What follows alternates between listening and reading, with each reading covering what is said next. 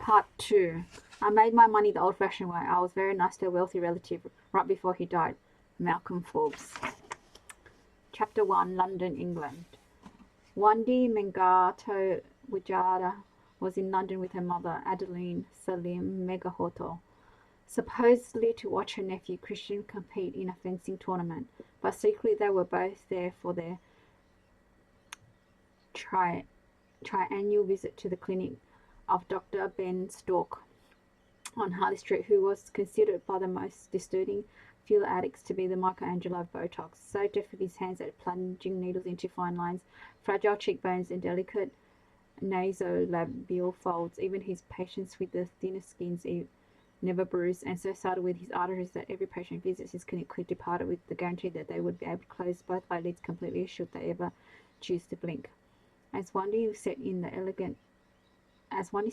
elegant Hollywood Regency-style waiting room of the clinic in her floral-embroidered Simone Rocha dress, waiting for her mother to get her usual combo of Botox, Juvederm, Voluma, Volatero Balance, Restalance Lift, and Juvederm Volbella injections, she paged through the latest issue of British Tattle. She always flipped to the back of the magazine first to look at the spectacular section, which featured party pictures from the only parties that mattered throughout the realm. She loved scrutinizing all the English socialites from head to toe. The women looked like either chick swans or unmade beds. There was no middle ground. This month's spectator section was quite disappointing. Nothing but photos from the 21st birthday bash of yet another kid named Hugo, the launch party for yet another Simon Sebag Montefiore book, and some boring country wedding.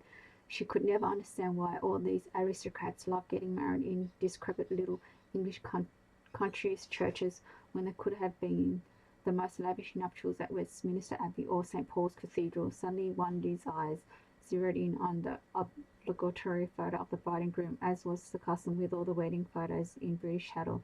The couple was pictured posing underneath the same archway of the modest rectory, festooned with a few anemic sprigs of roses, sporting painful grins as rice was being pelted at them. But the thing that stood out to Wandi was the bride was Asian, and this immediately triggered an alert. Wandi was part of a particular breed of Chindo rat that had been raised in a very specific manner, the only daughter of an Indonesian Chinese oligarch she was a typical third culture kid who had grown up all over the world. Born in Honolulu for the American passport, her early childhood was divided between her family's hospital wing-sized house in Singapore and the historic family joglo in Jakarta, where she attended kindergarten at the exclusive Jakarta International School. In the second grade, she was sent to the elite Singaporean American school before an unfortunate fake Prada backpack trafficking incident in 8th grade led her to her expulsion, swift enrollment into Aglon, the boarding school of choice for privileged rebels in Chesterville, Switzerland. After Aglon, Wandi spent 2 years majoring in marketing at the University of California at Santa Barbara before dropping out and marrying the son of an Indonesian Chinese oligarch, shuttling between homes in Singapore and Jakarta, having her baby at Kapiloni Medical Center in Honolulu, and going through the existential crisis of trying to decide whether to send her firstborn son to JIS, SAS, or ACS. Like most of the women who made up Asia's jet set, Wandi had an innate radar for other Asians in Western settings. Whenever she was traveling outside of Asia and happening to be, say, lunching at Tetsuya in Sydney, attending the International Red Cross Ball in Monaco, or hanging out at 5 Herbert Street in London, and another person of Asian descent happened to enter the room, Wandi would notice the Asian well before any non-Asian did, and their face would immediately be run through the 10-point social placement scanner in her brain. What kind of Asian is she? Is she in descendant order of importance? Chindo, Singaporean, Hong Konger, Malaysian, Chinese, Euro-Asian, Asian American living in New York or Los Angeles, Asian American working in private equity in Connecticut, and Canadian Asian from Vancouver or Toronto, Australian Chinese from Sydney or Melbourne, Thai, Filipino from Forbes Park, American-born Chinese, Taiwanese, Korean, mainland Chinese, or common Indonesian. Do I know this OAWS specifically in this Is this a famous actor, pop singer, politician, social figure, social media star, doctor, celebrity without a portfolio, billionaire, magazine editor? Add 50 points if Royal or Joe Taslim. If Joe Taslim had bodyguards slip him my room key. Do I know any members of the OAWS family? Have I met, attended school, socialized, shopped, co-chaired a gala, blown backstage? Anyone related to this person? How is the OAWS or her family worth? Evaluate actual net worth against published net worth. Add 25 points if they have a family office, 50 points if they have a family foundation, 75 points if they have a family museum.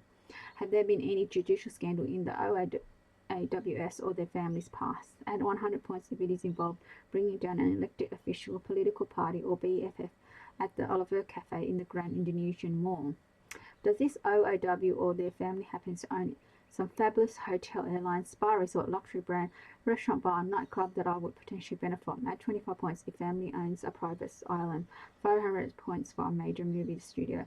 How attractive and stylish is this OAW in relation to me? Body scan assessment in this order. For ladies, face, skin, whiteness, physique, jewelry, watch, handbag, shoes, outfit, hairstyle, makeup. Subtract 50 points if any Gorge brands are visible, or for an obvious cosmetic procedure. For gentlemen, hair, density, watch, shoes, physique, rest of outfit. Subject 100 points if wearing a Hermes H buckle belt, which only looks good on French or Italian men with deep tans or titles. How attractive, well-dressed, important or famous are the white people that this OAW is with? To subtract 20 points if it's business occasion with Americans in corporate attire. Add 25 points if European and 50 points if Italian or French with deep tans or titles. 9. How many bodyguards on this OAWS security detail? Evaluate immediate level of bodyguards. Factor in muscle mass, uniforms, any visible weaponry, quality of earpiece, type of sunglasses, and how noticeable they are in the current space. The more they look like trigger-happy brick shithouse ready to unleash their singing saucer on the dinner crowd or Malibu, the better. When was this OAWs or their family last profiled in the local edition of Title Pinnacle or Town and Country? Add 100 points if they've never appeared in any magazines but you still recognize them. At this point in her life, Wendy's social placement test was so finely calibrated it would evaluate a new Asian face in a matter of nanoseconds, thus determining to what degree Wendy felt prettier, richer, or more important than this OAWS, and what appropriate overture she felt comfortable making, whether it be a stealth eye contact, a nod of recognition, the slight smile, or actually greeting this person in the close physical proximity.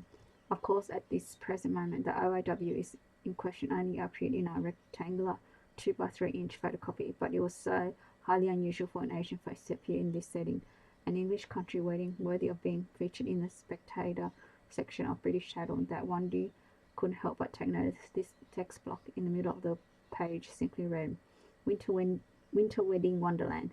The unexpected snowfall didn't deter England's grandest from dusting off their furs and braving the icy roads for the wedding of Lucien Montagu Scott at St Mary's, Chipping Norton. Naturally, the Glenorchas were out in full force along with the Devonshires, the Vicklish, and smattering of Rothschilds and Rochambeaus from both sides of the channel. Many a girl mourned that Lucien Acar tall drink of water was off the market, but no one could fault the bride, Colette Bling, whose porcelain doll complexion and ravishing smile could warm all the frigid chapels in the home counties put together. Wendy couldn't believe her eyes as she stared at the pictures of the couple again. There was no way the bride is in the simple, almost monastic, high-necked wedding gown was the same Colette Bing she had seen splashed all over Asia's tabloids. What happened to the signature swath of black eyeliner and her Matador red lipstick? This girl's face bore no evident traces of makeup, her lips ghostly pale. Where was the spectacular gold gymnastic ballet dress that she had commissioned for a wedding? And most important, why wasn't she wearing some glittering tiara? Wendy dug into her Mark Cross white python handbag for her phone, quickly snapped a photo of the page and sent it via WhatsApp to Georgina to who was at that very moment lounging poolside at the American club in Singapore, not watching her daughter splash around the deep end of the pool. Wandy, check this out, Georgina. Bad dress spritz? Wandy, no, check out the bride. GT. OMFG, where did you find this? Wandy, British Tattle. Georgina, Colette wedding was in British Tattle. Wow, she really hit the holy grail. Did you send to Kitty? Wandy, no, I didn't want to be the one to upset her. GT, good thinking. Messenger always gets blamed. You don't want to risk losing your spa privileges on her plane. Wandy, at least with me, what you see is what you get. If I'm being a bitch, you know it's because I hate you. Kitty's so unpredictable. You remember what happened at Giambasti Valley's Atelier in Paris?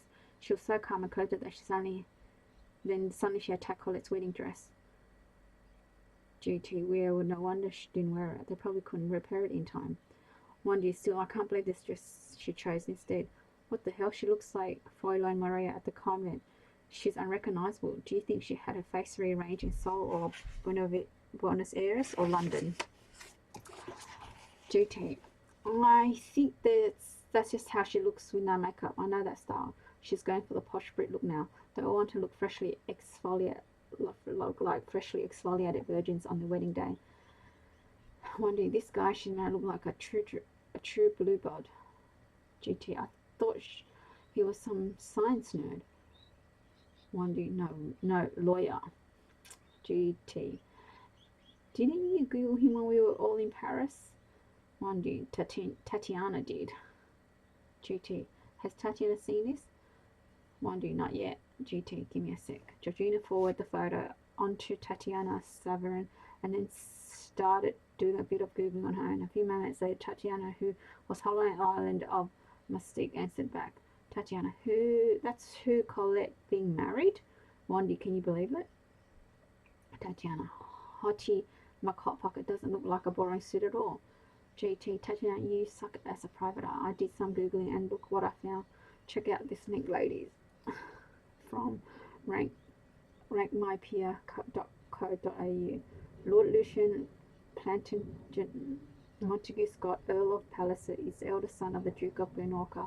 In 2013, Tattle listed him as one of the 10 most eligible bachelors in Britain. According to the Sunday Times Rich List, the Duke of Glenorchy is the 5th largest landowner in England, with holdings in Northamptonshire, Suffolk and Scotland.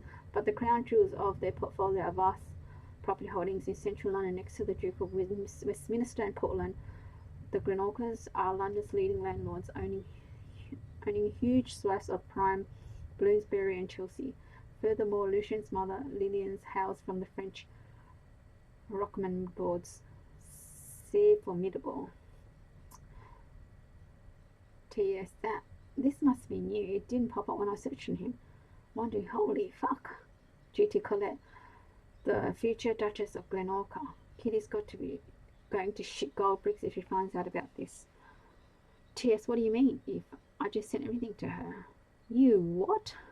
Suddenly all these three women's phones started buzzing as a group call was being initiated from the same Shanghai number. Wandy, that's Kitty calling. TS, should we pick up? She can see that we're all on a group chat.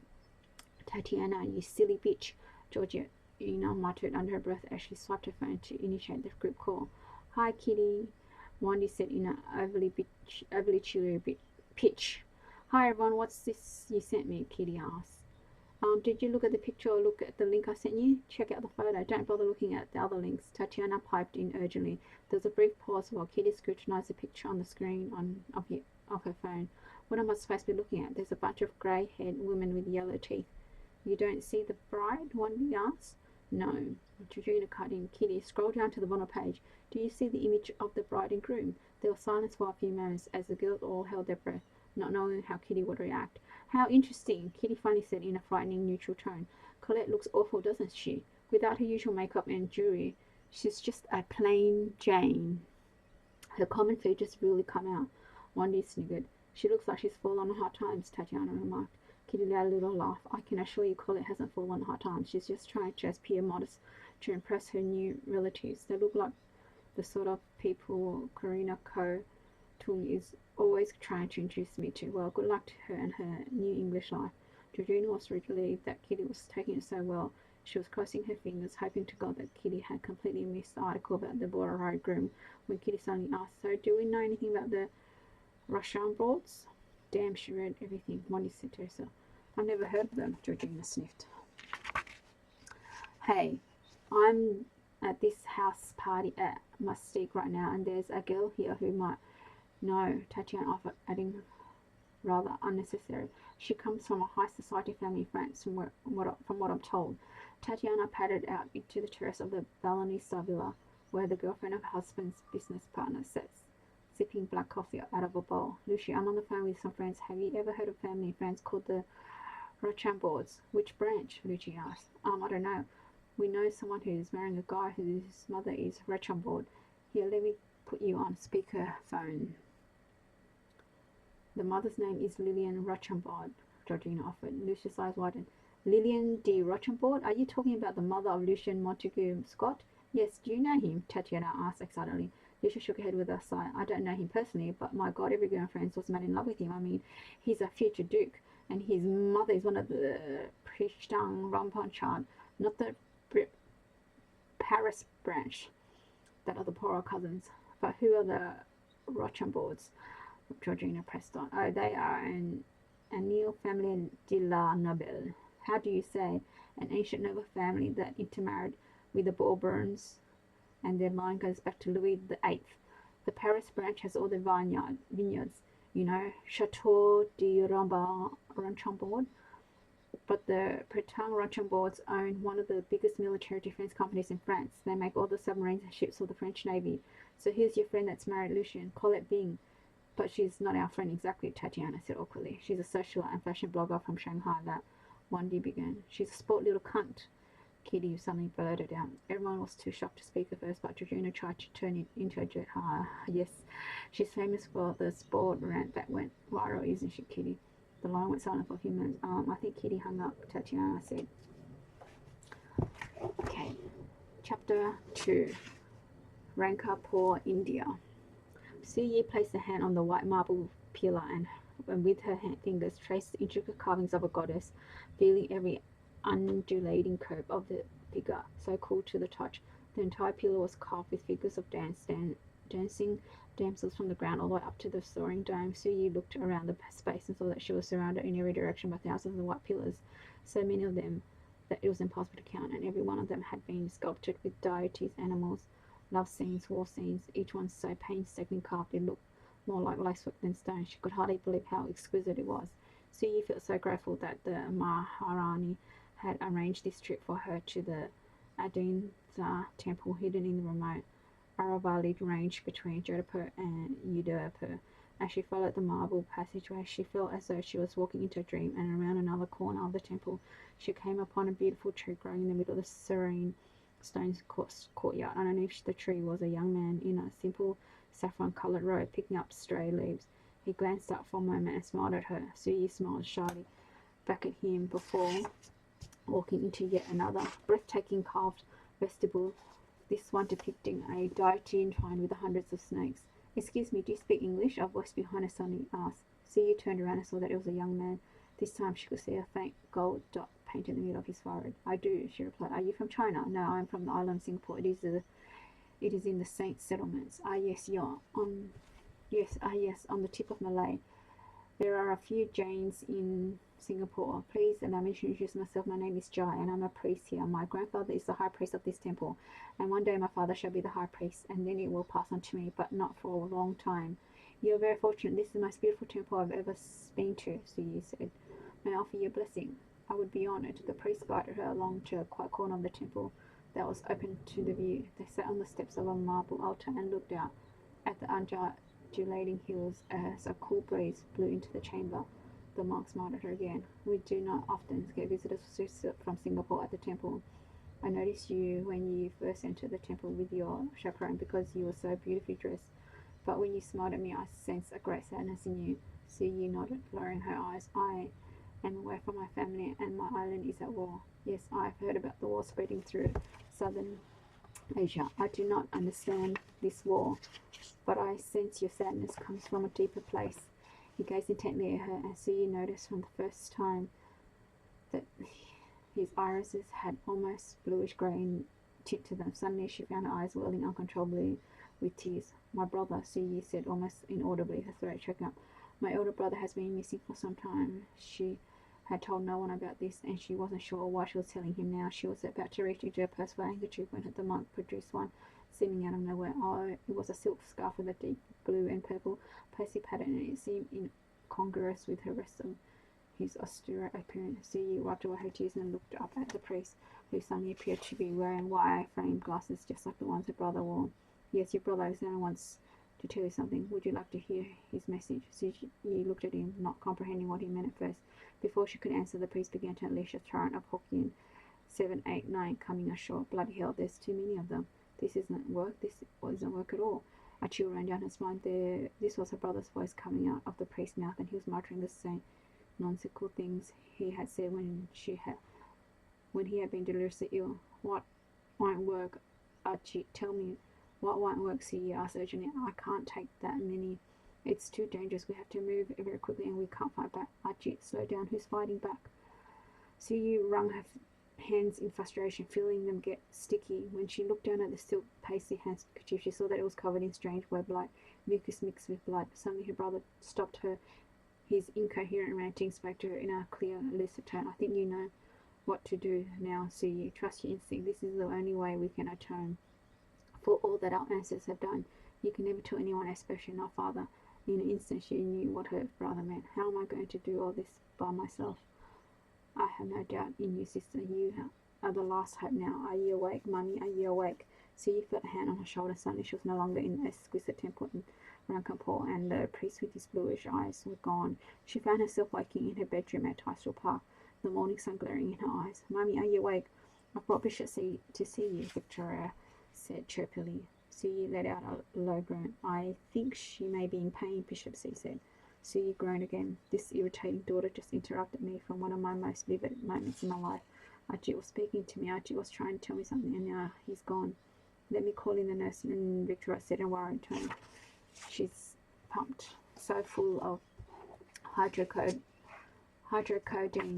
She really shouldn't be feeling anything. They said that there might be hallucination, that's all. I'm not in pain. You just woke me up so suddenly, Suyi muttered in frustration. Well, Bishop C is here to say pray for you. Please, some water, Suyi said, her throat as usual, feeling so parched in the morning. Oh yes, water. Now let me see, Bishop C. Could you do me a favour and go into my mother's dressing room? There are some Venetian glasses on a tray beside her dressing table, lovely hand-blown glasses with dolphin stems from a wonderful shop near the Donnelly. Just bring me one of those. Ah, yeah, there's a plastic cup right there. See, gets it to the bedside table. Oh, silly me, I didn't see that. Bishop C. Do you see a water carafe by the table behind you? There should be an insulated silver carafe with an Art Nouveau motif of Stephanos flowers carved along the handle. Just get me the denim cup, Suyi said. Oh, Mummy dear, language. Bishop C's in the room, Victoria said, trying to hand over the cup. Do you not see that my hands are tangled up in tubes? You need to help me sip the water from the straw, Suyi said in frustration. Here, to allow me, the bishop said, then took the cup from the frazzled Victoria.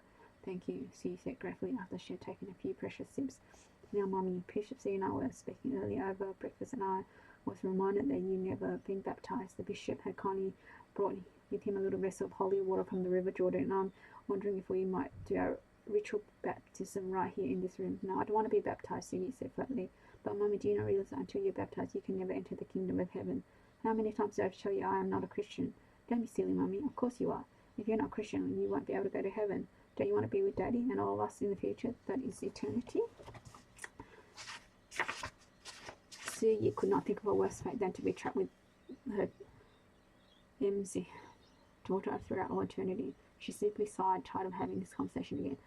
Miss Young, if I may ask, the bishop began gingerly, if you aren't Christian, what do you consider yourself to be? I respect every god, she replied softly. Victoria rolled her eyes derisively. My grandfather, Shang Long Ma, spit people were Buddhists, Taoists, Kuan Yin worshippers, although all that mishmash of religions, in an old-fashioned Chinese sort of way. The bishop just as Cole, looking slightly uncomfortable. Well, Victoria, we really can't force your mother to be baptized, but perhaps we can pray that she will allow Jesus Christ into her heart. We have to let Jesus come into her softly, gently. I don't need Jesus to come into me. So you said, agitated, I am not Christian. If I'm anything, I'm a Jan.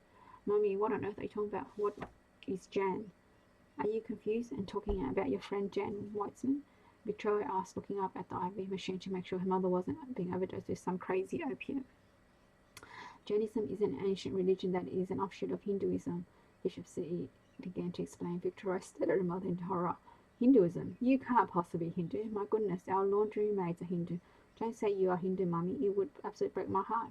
Sue took her head wearily and pressed the buzzer in her right hand. Moments later, the lady maid entered the room. Madre Patravidi, please show Victoria out, she ordered. Victoria, come, we can say a prayer together outside. The bishop urged, glancing up as Yuzi's heart rate monitored nervously. Mother, you can't just order me out of the room like this. Your soul is in peril. Victoria shrieked as Alex entered the room amid all the commotion. Sue glanced up at Alex, pleading, please tell Victoria to leave. She's irritating me to death. All right, then, Victoria said in a quiet voice as she turned swiftly and stormed out of the bedroom. Patravidi turned to Sue with an attentive smile. Madam, your usual porridge this morning. Yes, and tell them to put an egg in it today, Sue interrupted. As soon as her lady maids left, Sue let out a long sigh. She means well, Mummy, Alex said diplomatically. Why does she always have to be such a nuisance? And I can't stand that fat little Lan Jian Bin Sin. You know, he only wants money for his cathedral building fund. Victoria writes him so many checks every month, her account is always going into overdraft. Victoria may have her irritating ways, but she has a good heart. She is the most generous person out of anyone I know. So you smart, Alex. And you're always the peacemaker. Even when you're a little girl, you're always the one to heal the rifts between your sisters. Will you be sure to keep the peace after I'm gone? Oh, of course, Mummy. But don't worry, Professor Un assured me your heart is improving every day. Even Malcolm said he's so pleased with your progress. That may be the case, but I know I can't live forever. Alex didn't know what to say. She simply busied herself by straightening her mother's bedsheet and smoothing them out. Alex, you don't have to be afraid for me. I have no fear of death. You have no idea how many times I've stared it in the face. I don't wish to be in any pain, that's all. Professor Un is making sure of that, Alex said matter-of-factly. Alex, will you do me a favor? Will you be called Freddie Tan and tell him to come over? Freddie Tan, your lawyer? Alex asked, unmoved by the question. Yes, it's very important that I see him as soon as possible. His number is in the address book on my dressing table. Of course, I'll go and call him right now, Alex said. Sue closed her eyes, attempting to relax for a moment. She was still trying to forget the look of hurt she had seen on Victoria's face after she snapped at her. Stupid girl, the words came echoing back to her from a memory far back in time. You stupid girl, her father had snarled angrily when Sue had been in the basement of a shop house at Telok Ayer Street. Do you know the fortune I spent, the number of favours I had to call in just to get you safely out of Singapore? Why are you here? Did you think I could just sit in the Taj Mahal Palace Hotel while I got news every day about all the terrible things that were happening back here? All the bombings, all the people being tortured and killed, which is exactly why I got you out of Singapore on the last frigate out. I didn't know what was happening here, Pa. I got news about everyone else. Tan, Kahig, Uncle SQ, Uncle Saikun, but there was never any news of you. When Chin Chuan came to India, he said he hadn't heard any news about you. That's when I thought you had been captured or maybe even killed somewhere. I told you you weren't going to hear from me. I told you I would be fine. Fine, look at you, hiding a hole in the ground, dressed in rags. Sue said, tears in her eyes as she looked at her father in his stained singlet and trousers full of cigar ash. She had never seen her father out of his three-piece suit before. With his head shaved and his face smeared with dirt, he looked almost unrecognizable. Silly girl, don't you see, I'm dressed like this on purpose. The only way to survive is to be invisible. I made myself look like an illiterate dock worker. The Japanese soldiers don't even bother to spit in my direction. Now, how the hell did you get back into the country without getting yourself raped or killed? So you gestured at the Thai silk dress she was wearing. I crossed from India to Burma on the train and then came down through Bangkok as part of the Thai ambassador's entourage. I'm disguised as a lady's maid to Princess Narisha Babukidi. Shang Lung Ma let out a phlegm laugh as he looked over his daughter. On one hand, he was furious at her for coming back to a war-ravaged island, but on the other hand, he had to admire her resourcefulness. She knew how to be invisible too, and she had proved herself braver than her brothers. What are we going to do with you now that you're back? It's too dangerous for you to go to Tysera Park, you know, he sighed. I'm not going back to Tysera Park whether you like it or not. I'm going to stay there. I'm going back to Tysera Park whether you like it or not. I'm going to stay there and do everything I can to help anyone who's suffering and is in danger. So his father scoffed. The Japanese control everything now. What on earth did you get such an idea that you could actually be of help? A priest told me, Pa. A young priest at the most beautiful temple on earth. Thanks for listening.